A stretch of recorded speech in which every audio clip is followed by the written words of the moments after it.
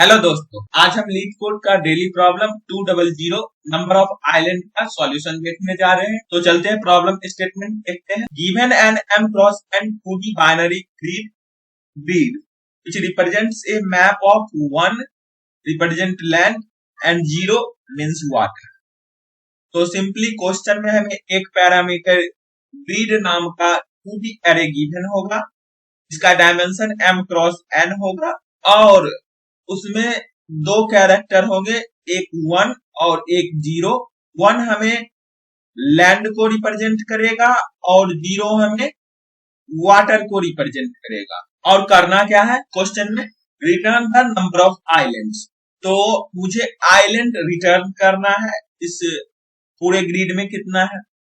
अब आइलैंड क्या होता है, तो आइलैंड का डेफिनेशन है कि an island is surrounded by water and is formed by connecting adjacent land। तो आइलैंड हमें उस लैंड को बोल सकते हैं। यदि कोई लैंड है हमारा, उसको यदि वाटर से कवर कर दे चारों तरफ, तो हम उसको एक आइलैंड ट्रीट करें। या फिर कोई लैंड है, उसके एडजेसेंट में भी वो लैंड है। एडजेसेंट मीन्स हॉरिजॉन्टली और वर्टिकली उसके उस लैंड के होना चाहिए। तो यहाँ पर इसके वर्टिकल में हमारा ये लैंड हो गया, इसके हॉरिजॉन्टल में मान लेते हैं एक और ये लैंड है, इसके भी हॉरिजॉन्टल में एक और ये मान लेते हैं। हॉरिजॉन्टल मीन्स लेफ्ट और राइट दोनों हो सकता है, और वर्टिकल मीन्स अप या डाउन। जैसे इस केस में ये भी हमारा मान सकते हैं, ये हमारा इस केस में लैंड है एक, ये मान लीजिए एक हमारा लैंड है, ये भी मान लीजिए एक हमारा लैंड है, और इसके चारों तरफ मान लेते हैं हम वाटर है। तो ये जो कनेक्टेड कंपोनेंट है लैंड का, इसे हम एक सिंगल आइलैंड की तरह ट्रीट करेंगे। तो वही हमें क्वेश्चन में आइलैंड का डेफिनेशन दी। अब हम देखते हैं कि इस क्वेश्चन में कंस्ट्रेंट क्या है। m और n हमारा ग्रिड लेंथ और grid of i dot length है, और mn हमारा 1 to 300 जा सकता है, और ग्रिड का जो वैल्यू होगा सिर्फ 0 और 1। तो चलते हैं इस प्रॉब्लम को हम अच्छे से समझते हैं एग्जांपल की हेल्प से। ये हमारा एग्जांपल 2 नंबर है, जिसका डायमेंशन 4 क्रॉस 5 है।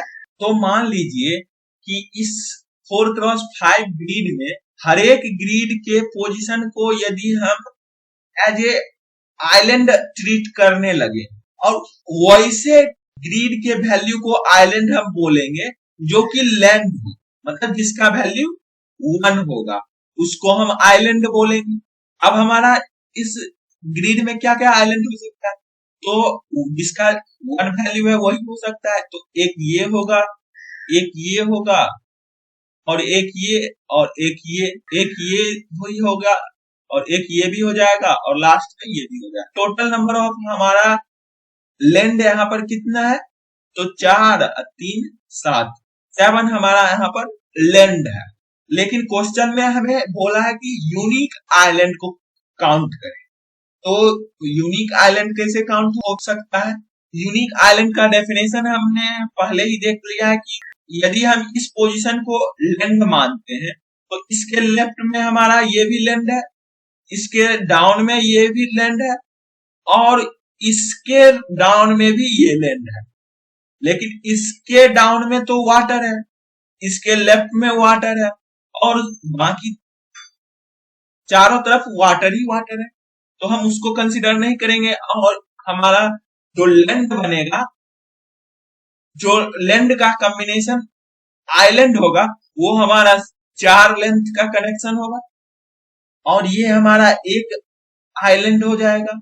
अब हम चलते हैं दूसरे लैंड की तरफ देखने।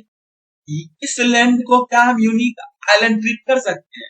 यदि ट्रीट करेंगे तो कितने लैंड और कवर हो जाएंगे। इस लैंड के राइट में तो कुछ है ही नहीं, वाटर है, अप में भी वाटर, लेफ्ट में भी वाटर, और डाउन में भी वाटर है। तो सिर्फ और सिर्फ हमारा जो आइलैंड कंसीडर होगा, सिर्फ सिंगल इस लैंड का आइलैंड बनेगा।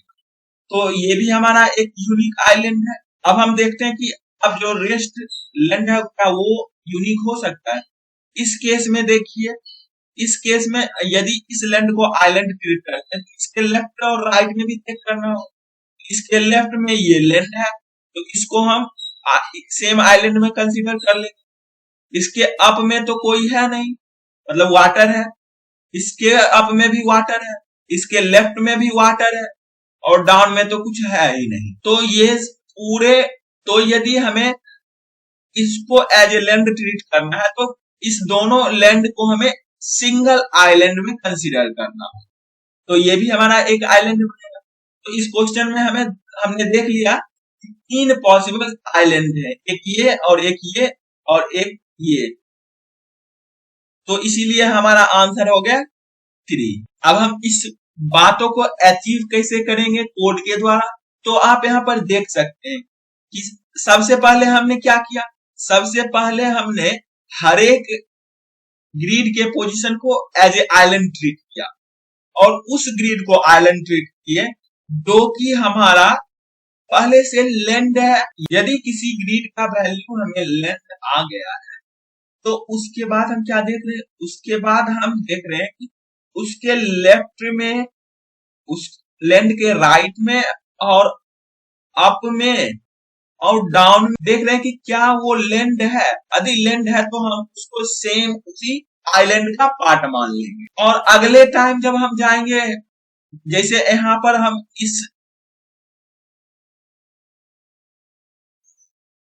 जैसे इस केस में यहाँ पर हमने यदि इसको मान लिया है आइलैंड पहले, तो इसके राइट वाला पार्ट, डाउन वाला पार्ट तो आइलैंड, सेम आइलैंड का पार्ट हो जाएगा। तो उसके बाद हम इस पोजीशन पर यदि जाएंगे तो इसको as a unique island treat नहीं करेंगे। ये अचीव हम कैसे कर पाएंगे? इसको अचीव करने के लिए हमें ट्रैक रखना पड़ेगा क्या हमने उसको आइलैंड ट्रीट किया है कभी पहले। इस बात को रखने के लिए हम एक विजिट नाम का एरे बना लेंगे या फिर वेक्टर बना लेंगे। इसका डायमेंशन हमें गिवन ग्रिड के डायमेंशन के बराबर होगा और उसमें हम सबसे 0 से इनिशियलाइज कर देंगे। 0 मतलब उस ग्रिड को हमने अभी तक एज ए आइलैंड ट्रीट नहीं किया है, और 1 मीन्स हमने उसको पहले से ही विजिट कर रखा है, मतलब उसको एज ए आइलैंड का पार्ट मान चुका है। और यदि 1 आ जाएगा तब हम कंटिन्यू कर जाएंगे, मतलब उसको हमें फिर से कंसीडर नहीं करना है एज ए यूनिक आइलैंड। तो आई होप आपको समझ आया होगा लॉजिक। यदि नहीं समझ आया है तो डोंट वरी, कोड देखते हैं और कोड से भी आइडिया आपको लगेगा कि क्या हम कर। यहाँ पर हमें नम आइस लेंथ फंक्शन को कंप्लीट करना है, तो इसमें हमें काउंट रिटर्न करना है नंबर ऑफ आइलैंड का। तो हमने सबसे पहले आंसर नाम का वेरिएबल बना लिया है जो कि ट्रैक रखेगा गिवन ग्रिड में कितना आइलैंड पॉसिबल। उसके बाद हमने एक विजिट नाम का 2D एरे क्रिएट किया है जो कि ट्रैक रखेगा क्या हमारा जो चेक करने जा रहे हैं उस लैंड को हमने कभी प्रीवियस आइलैंड के पार्ट में ट्रीट किया है या नहीं। अब हम यहाँ पर इस लूप से पूरे ग्रिड को ट्रैवर्स करेंगे और कंसीडर करेंगे एज ए आइलैंड। आइलैंड के लिए सबसे फर्स्ट कंडीशन है कि हमारा जो विजिट ऑफ आई जे है वो 0 होना चाहिए, मतलब हमने उसको कभी एज ए पहले आइलैंड किसी पार्ट का ट्रीट नहीं किया है। और क्या होना चाहिए, ग्रिड का जो वैल्यू है वो 1 होना चाहिए, तब लैंड होना चाहिए, तभी तो वो हमारा आइलैंड हो सकता है।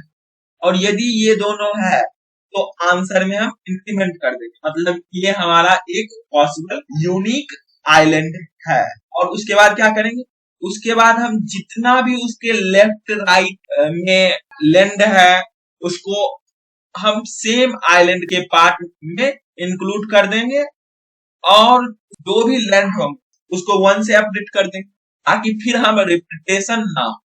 तो ये काम हम मार्क आइलैंड विजिटेड नाम का एक फंक्शन बनाया है वो करेगा, जो कि ग्रिड पैरामीटर लेगा और विजिट लेगा और जिस पोजीशन पे है उसका इंडेक्स लेगा। तो यहाँ पर हमने mark island visit function create किया है जो कि वॉइड टाइप का होगा इस फंक्शन का सिर्फ और सिर्फ काम है विजिटेड को अपडेट करना। इस फंक्शन में एंट्री करने के बाद विजिट ऑफ आई जे को हमने 1 से अपडेट कर दिया है, क्योंकि हमने इस लैंड को जो आइलैंड कंसीडर किए उसका पार्ट इस लैंड को ट्रीट कर ली है। कोई भी ग्रिड है यहाँ पर, मान लीजिए यदि मान लीजिए हम इस पोजीशन पे पर है आई जे, तो i+1 हमारा क्या हो जाएगा, i+1 हमें डाउन की तरफ ले जाएगा, और सेम जे रख दिया तो डाउन में चले जाएंगे, और मार्क कर देंगे इस केस को एज ए विजिटेड लैंड, यदि यहाँ पर लैंड होगा तब।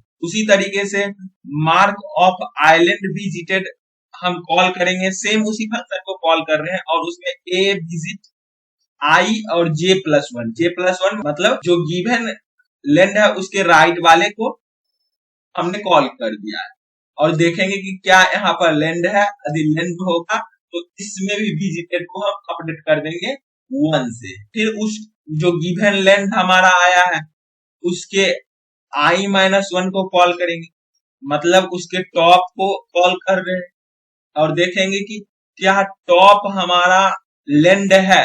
यदि लैंड है तो इसको भी कंसीडर कर लेंगे उस आइलैंड के पार्ट में, और विजिट को 1 से अपडेट कर देंगे। सिमिलरली हम फिर लेफ्ट में कॉल लगाएंगे, जो कि J-1 से हम कॉल लगा सकते हैं, और यदि यहाँ लैंड होगा तो विजिट को हम 1 से अपडेट कर देंगे। और इस फंक्शन में सबसे पहले टॉप में हमने बेस केस लिख दिया है। बेस केस कैसे क्रिएट करेंगे, तो बेस केस हम इस फंक्शन में जो जहां जहां कॉल करते हैं उसी में अपडेशन आएगा, और उसमें अपडेशन आएगा तो उसी के बेसिस पे हम बेस केस लिखेंगे। जैसे आई हमारा निगेटिव जा सकता है, आई में -1 कर रहे हैं तो निगेटिव जा सकता है, मतलब यदि कोई इस पोजीशन पे है और ऊपर जाना चाहे तो भाई ऊपर तो जा नहीं सकता, क्योंकि ग्रिड है ही नहीं, ग्रिड में कुछ एलिमेंट नहीं, तो रिटर्न 0 रिटर्न कर जाएंगे। जे जैसे निगेटिव हो जाए, मतलब जे भी हमारा मान लीजिए इस पोजीशन पर है और जे पीछे जाना चाहता है तो जे निगेटिव हो जाएगा, तो भी ग्रिड में कुछ नहीं रहेगा। सिमिलर तरीके से आई हमारा मान लीजिए कहीं इस केस में और यहाँ से आगे जाना चाहता है, मतलब डाउन जाना चाहता है, तो यहाँ से हम आई आगे जाएगा तो एलिमेंट एग्जिस्ट नहीं करेगा, तो इसलिए I greater than equal to 8 length रहेगा तो रिटर्न हो जाएंगे। सिमिलर तरीके से जे हमारा आगे राइट में जाना चाहेगा तो भी रिटर्न कर जाएंगे, और उसी तरीके से विजिट ऑफ आई जे बराबर 1 है, मतलब हमने किसी लैंड को पहले ही अपडेट कर चुका है प्रीवियस आइलैंड से, तो उस पे हम कॉल नहीं करेंगे और रिटर्न हो जाएंगे। और यदि ए ऑफ आई जे मतलब ग्रिड का जो वैल्यू है वो खुद वाटर आ गया है, जैसे इस केस में ये वाटर है, यहाँ से यदि कॉल लगाएगा इस पर तो क्या होगा, रिटर्न हो जाएगा, क्योंकि यहाँ वाटर है और इसको हम लैंड की तरह ट्रीट ही नहीं कर सकते, तो वही हमने किया है। और ये तब तक चलेगा हमारा फंक्शन जब तक कि जिस लैंड को हमने कंसीडर किया है उसके लेफ्ट राइट अप डाउन में तब को विजिट ना कर, और उसके बाद हम लास्ट में आंसर रिटर्न कर देंगे इसमें। तो देखते हैं सबमिट करके कि क्या ये कोड रन करता है।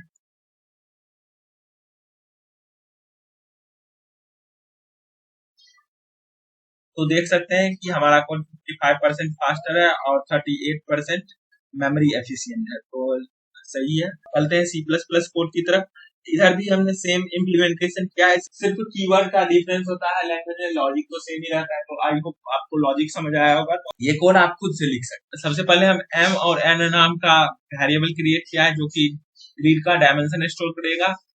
उसके बाद हम एक वेक्टर विजिट नाम का बनाया है जिसका डायमेंशन m क्रॉस n का होगा और उसको हम 0 से फिल कर दिए। उसके बाद हम काउंट नाम का वेरिएबल बनाए हैं जो कि हमारा स्टोर करेगा कि कितना यूनिक आइलैंड है। तो हमने फिर पूरे ग्रिड को ट्रीट किया है एज ए यूनिक आइलैंड, और फिर चेक कर रहे हैं कि क्या विजिट ऑफ आई जे हमारा 0 है, जैसा कि कंडीशन हमें क्वेश्चन में दी है, और grid of I J land है या नहीं।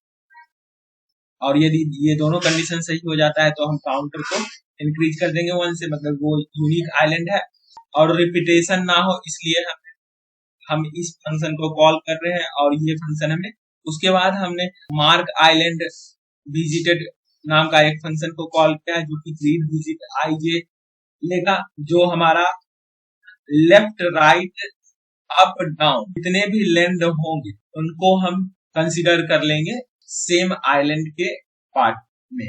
तो मार्क आइलैंड विजिटेड फंक्शंस भी जावा के ही तरह वर्क करेगा। हमने यहाँ पर i+1 डाउन को एक बार कॉल किया है, j+1 राइट में कॉल लगाया है, i-1 टॉप में कॉल लगाया है, j-1 लेफ्ट में कॉल लगाया, और चारों पे हमने कॉल लगा दिया, और ये हमारा अपडेट करने का चारों तरफ। और उससे पहले हमने विजिट ऑफ आईजे बंद कर दिया है, और उससे भी पहले हमने यहाँ पर बेस केस लिखा है। बेस केस भी सिमिलर तरीके से होगा।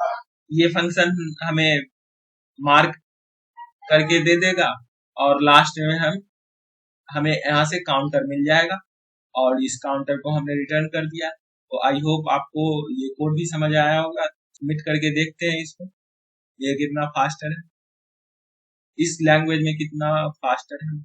तो इस लैंग्वेज में तो हमारा 86% फास्टर है और 30% मेमोरी इफिशिएंट है। तो इसलिए C++ में तो बहुत अच्छा है। तो आई होप लॉजिक और दोनों लैंग्वेज में कोड इम्प्लीमेंटेशन समझ आया होगा।